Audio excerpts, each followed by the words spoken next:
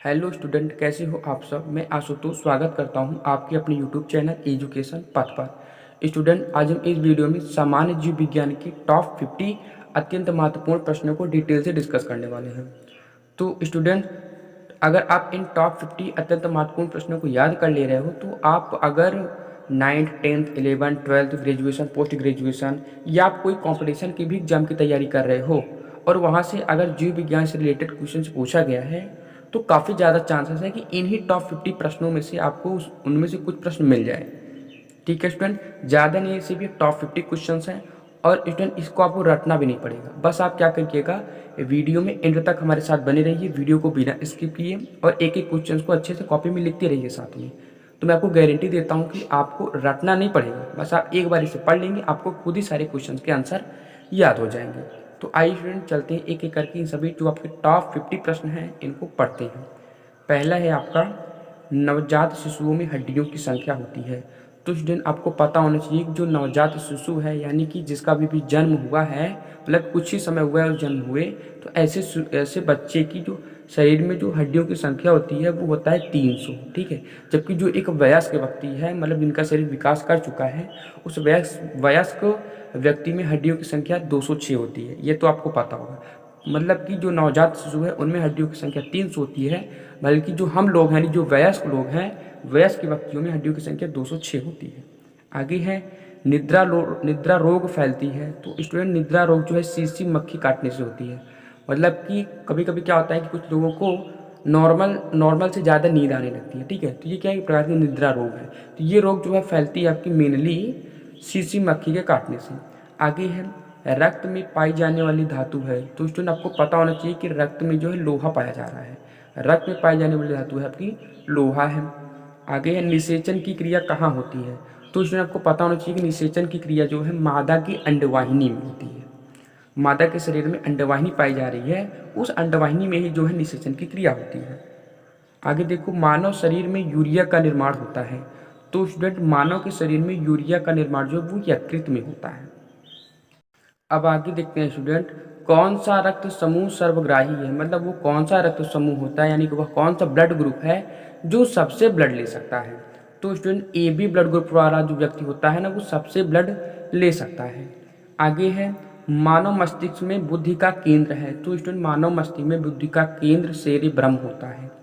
आगे है, मानव रक्त का पीएच मान होता है। तो स्टूडेंट जो मानव का रक्त होता है ना, उसका पीएच मान 7.4 होता है, इसलिए ये स्वाद में क्षारीय होता है। आपको पता होना चाहिए स्टूडेंट, अगर किसी का पीएच मान 7 से ऊपर आ रहा है, ठीक है, तो उसका स्वाद जो है क्षारीय होता है। जितना ज़्यादा ऊपर आएगा उतना ज़्यादा वो क्षारीय होगा, और 7 से जितना कम होगा उतना ज़्यादा अम्लीय होगा। तो जो आपका ब्लड है स्टूडेंट, उसका जो पीएच मान है वो 7 से ऊपर है, मतलब 7.4 होता है। तो इसका जो स्वाद है ना वो क्षारीय होता है, आपको ये भी पता होना चाहिए। आगे है, नेत्र दान में रक्त का कौन सा भाग दान देती है। तो स्टूडेंट कार्निया जो है, इसको हम रक्तदान, जो आपका नेत्रदान होता है स्टूडेंट, यहाँ पे आपका रक्त नहीं, यहाँ पे आपका नेत्र होगा। ठीक है, ये हमने गलती से लिख दिया यहाँ पे, तो आप नेत्र कर लीजिएगा। मतलब कि नेत्रदान में नेत्र का कौन सा भाग दान देते हैं, तो हमें बताना होगा कि कार्निया। तो जो कार्निया है ना, इसी को ही हम नेत्रदान में भाग जो है क्या करते हैं, दान देते हैं। मतलब कि हम पूरे नेत्र को हम दान नहीं दे देते, तो हमारे नेत्र में एक पार्ट होता है हमारा नेत्र का, वो वही कार्निया, हम उस कार्निया को ही देते हैं।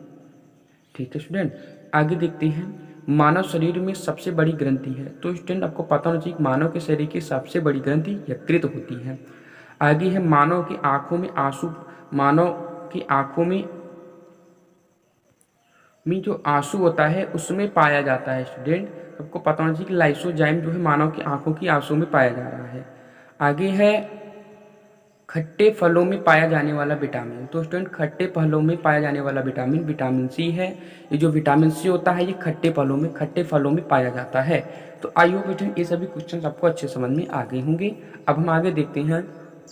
आगे है स्टूडेंट, तंत्रिका तंत्र की इकाई किसे कहते हैं। तो स्टूडेंट तंत्रिका तंत्र की इकाई न्यूरॉन को कहते हैं। ठीक है स्टूडेंट, आगे है, मानव शरीर में वसा जमा होता है वसा ऊतक में। ठीक है, मतलब कि मानव के शरीर में जो आपका वसा यानी कि फैट जमा होता है वो आपका वसीय ऊतक यानी कि वसा ऊतक में जो है आपका वसा जमा होता है। आगे है, विटामिन जो गर्म करने पर नष्ट हो जाता है। तो स्टूडेंट जो विटामिन सी होता है वो गर्म करने पर नष्ट हो जाता है। आगे है आम का वैज्ञानिक नाम क्या है? तो आम का वैज्ञानिक नाम मैंजीफेरा इंडिका होता है। आगे है विटामिन ए की कमी से कौन सा रोग होता है? तो स्टूडेंट आपको पता होना चाहिए विटामिन ए की कमी से जो रतौंधी होती है इस नाम की बीमारी होती है। आगे देखते हैं स्टूडेंट, देखो स्टूडेंट मानव शरीर की सबसे बड़ी हड्डी है। तो स्टूडेंट फीमर यानी कि जांघ जो है ये किसी भी मानव के शरीर की सबसे बड़ी हड्डी होती है। ये student very most important question है, आप इसे याद कर लीजिएगा, ठीक है। मतलब अक्सर ये पूछ लेता है एग्जाम्स में कि मानव के शरीर की सबसे बड़ी हड्डी कौन सी है? तो फीमर यानी जांघ की जो हड्डी होती है वो मानव के शरीर की सबसे बड़ी हड्डी है। आगे है सांप काटने से मृत्यु का कारण है। तो स्टूडेंट आरबीसी का नष्ट होना, मतलब कि जो किसी व्यक्ति को जब सांप काट देता है तो उसकी मृत्यु हो जाती है, ठीक है। तो उस मृत्यु होने का कारण क्या है? तो स्टूडेंट जो मानव का ब्लड होता है ना, उस ब्लड के एक पार्ट होता है आरबीसी, ठीक है। वो ब्लड का सबसे अधिक पार्ट होता है, मतलब कि ब्लड का जो ब्लड का पार्ट है उनमें एक बहुत बड़ा जो ब्लड है, ब्लड का अगर आप पार्ट्स में डिवाइड करोगे ना, विभिन्न पार्ट्स में अगर आप ब्लड को बांटोगे तो जो आपका आरबीसी है ना वो एक बहुत बड़ा पार्ट होता है ब्लड का, ठीक है। तो आरबीसी नष्ट हो जाता है उस व्यक्ति के ब्लड का, जिस कारण उस व्यक्ति का सांप काटने के कारण मृत्यु हो जाती है। आगे स्टूडेंट पुष्पों का अध्ययन कहलाता है। तो स्टूडेंट एंथ्रोलॉजी जो है ये पुष्पों का अध्ययन कहलाता है। आगे है नर लैंगिक हार्मोन है। तो स्टूडेंट मानव का जो नर है, नर का लैंगिक हार्मोन जो है वो टेस्टोस्टेरॉन होता है। ये student very most important question है, बड़े बड़े एग्जाम्स में पूछे गए हैं, तो इसे आप जरूर याद कर लीजिए, कॉपी में लिख लीजिए। ये VIMP है, मतलब कि वेरी इंपॉर्टेंट है ये आपके एग्जाम्स की प्रिपरेशन के लिए स्टूडेंट, तो इसे आप जरूर याद करिए। मतलब कि जो नर होता है मानव का, नर का लैंगिक हार्मोन कौन सा होता है अगर आपसे पूछे तो आप बताओगे नर लैंगिक हार्मोन टेस्टोस्टेरॉन है। आगे हम श्वेत रक्त कण का जीवन काल होता है। तो इसमें श्वेत रक्त कण का जीवन काल 2 से 4 दिन का होता है। ये भी आपकी ब्लड का एक पार्ट होता है, जैसे आपका आरबीसी है वैसे ही आपका श्वेत रक्त कण भी होता है। इसी को हम अंग्रेजी में व्हाइट ब्लड सेल या इसी को हम शॉर्ट में WBC बोलते हैं। आगे है वायुमंडल में नाइट्रोजन की मात्रा कितना है? तो स्टूडेंट वायुमंडल में जो नाइट्रोजन की मात्रा होती है वो लगभग 78% जो है अकेल, मतलब कि 100% में 78% अकेल आपका नाइट्रोजन पाया जा रहा है वायुमंडल में। आगे स्टूडेंट विटामिन की खोज किसने किया था? तो स्टूडेंट विटामिन की खोज करने वाले वैज्ञानिक थे आपके फंक, ठीक है। कहीं कहीं बुक पे आपको फंक भी मिल जाएगा, तो बट आप कंफ्यूज मत होइएगा, वो आप अपने बुक के अकॉर्डिंग पढ़ लीजिएगा, ठीक है।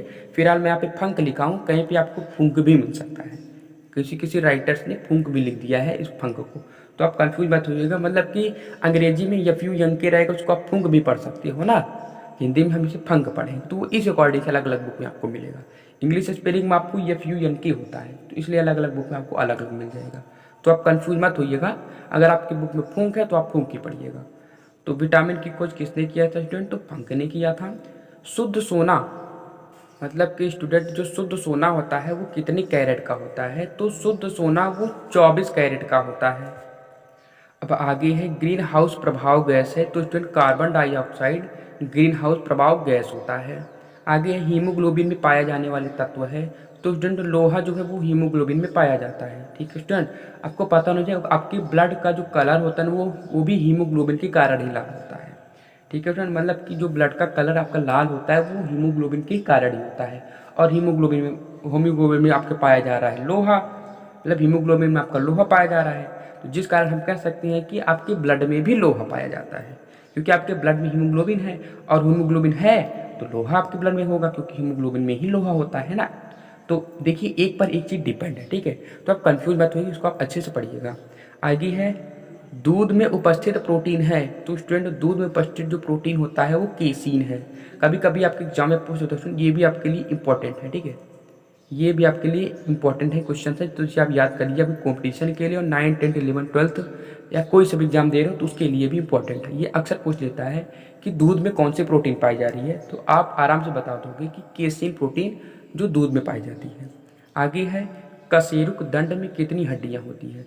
तो स्टूडेंट जो कशेरुक दंड होती है ना उसमें 33 हड्डियाँ पाई जाती हैं, ठीक है। तो उसमें आप कंफ्यूज मत होइएगा। आई होप उसमें आपको ये भी क्वेश्चन सारे अच्छे से समझ में आगे होंगे। अब हम आगे देखते हैं। आगे है स्टूडेंट एथलीट फुट नामक रोग होती है। तो स्टूडेंट एथलीट फुट नामक रोग कवक द्वारा होता है। आगे है फाइलेरिया नामक रोग किस कारण से होता है? तो स्टूडेंट जो फाइलेरिया नाम की बीमारी होती है ना वो कृमियों से होता है। आगे है मूत्र का पीएच मान कितना होता है स्टूडेंट। तो जो मूत्र होता है इसका पीएच मान 6 होता है। तभी आपने थोड़ी देर पहले देखा था कि जो आपका ब्लड था उसका पीएच मान 7.4 था। तो वहाँ पे हमने आपको बताया था कि जिसका पीएच मान 7 से ऊपर होता है वो स्वाद में क्षारीय होता है, और जिसका पीएच मान 7 से कम होता है वो स्वाद में अम्लीय होता है। तो जो मूत्र का पीएच मान 7 से कम होता है यानी कि 6 होता है, तो हम कह सकते हैं कि जो आपका मूत्र है इसका जो स्वाद होता है स्टूडेंट टेस्ट वो अम्लीय होता है। आगे है शरीर के ताप का नियंत्रण करता है। तो स्टूडेंट हाइपोथैलेमस जो ग्रंथि होती है ना, ये शरीर के ताप को नियंत्रण करता है।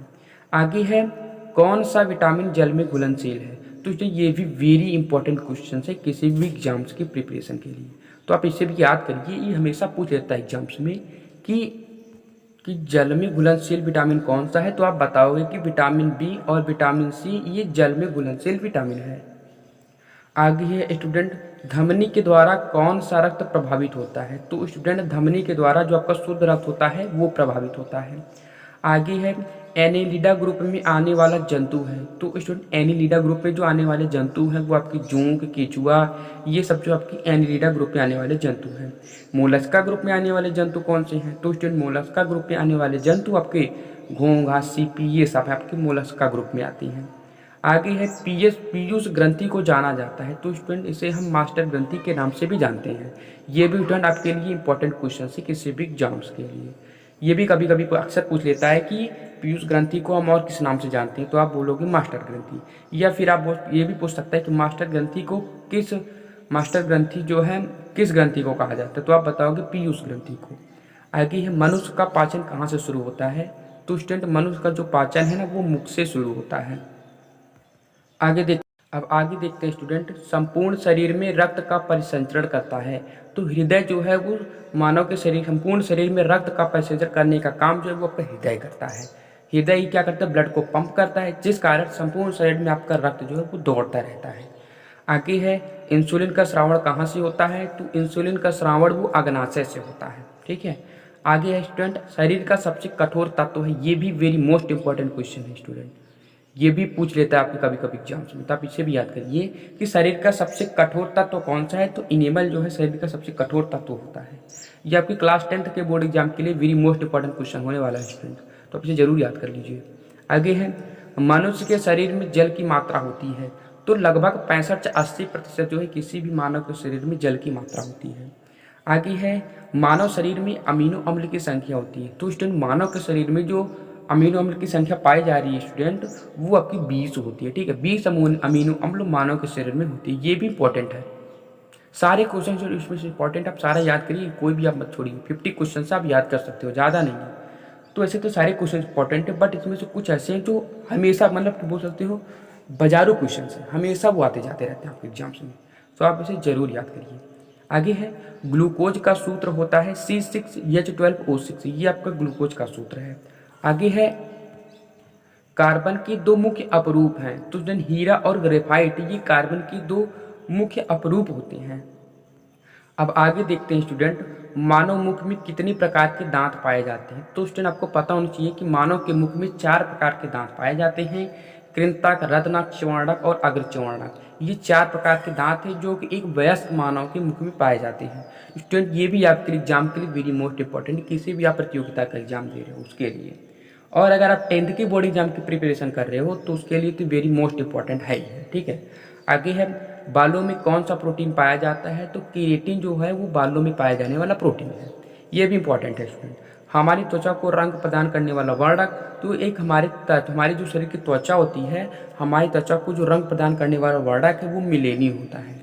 मतलब अगर आपसे कोई पूछ ले कि हमारे शरीर का रंग कौन प्रदान करता है, तो आप बताओगे हमारे शरीर को रंग प्रदान करने वाला वर्णक केराटिन है, सॉरी मिलेनिन है।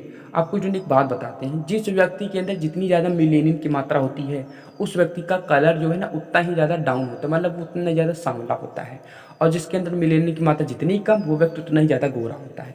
अगर आपका कलर सांवला है तो समझिए आपके अंदर मिलेनिन ज़्यादा है। जितना ज़्यादा आपका कलर सांवला है उतना ज़्यादा मिलेनिन है आपके शरीर में, और जितना आप गोरे हो उतना कम आपके शरीर में मिलेनिन की मात्रा है। मतलब हमारे शरीर को रंग प्रदान करने का काम मिलेनिन करता है। आगे है लार में कौन सा एंजाइम पाया जाता है। तो टाइलिन, हमारे लार में पाए जाने वाले एंजाइम है टाइलिन। तो आई होप स्टूडेंट ये सभी जो आपके टॉप 50 क्वेश्चन थे वो सभी आपको अच्छे से समझ में आ गए होंगे, आपने इसे लिख लिया होगा।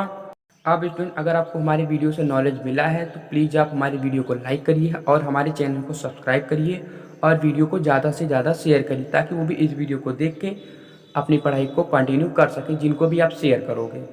तब तक के लिए बाय स्टूडेंट, मिलते हैं नेक्स्ट वीडियो में नए टॉपिक के साथ।